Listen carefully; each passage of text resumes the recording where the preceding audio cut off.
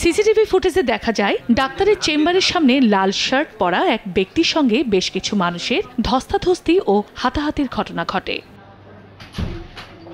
হাসপাতাল কর্তৃপক্ষ জানায় শনিবার দুপুরে শরীয়তপুর সদর হাসপাতালে সন্তান অভি পাহাড়কে দেখতে যান এলিম পাহাড়। সেখানে মাথায় আঘাত পাওয়া অভি চিকিৎসাধীন ছিল। তবে চিকিৎসা দিতে দেরি হচ্ছে এমন অভিযোগে কর্তব্যরত চিকিৎসকের সঙ্গে তর্কে জড়ান এলিম। খবর পেয়ে হাসপাতালের তত্ত্বাবধায়ক ডাক্তার হাবিবুর রহমান ছুটে গেলে তার সঙ্গেও ধস্তাধস্তি হয় ওই ব্যক্তির।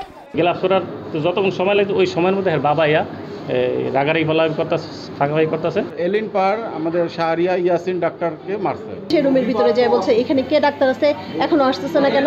সে হচ্ছে ওখানে যে খারাপ ব্যবহার করা শুরু করছে। চিকিৎসকের কোনো ধরনের নেগলিজেন্সি ছিল না।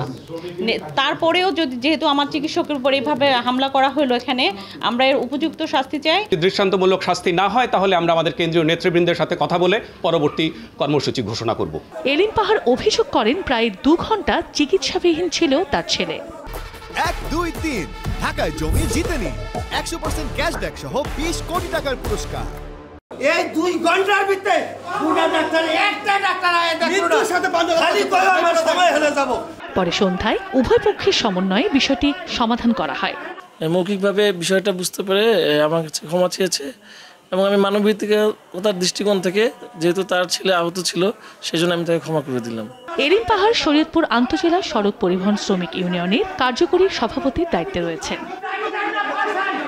সময় সংবাদ, শরীয়তপুর।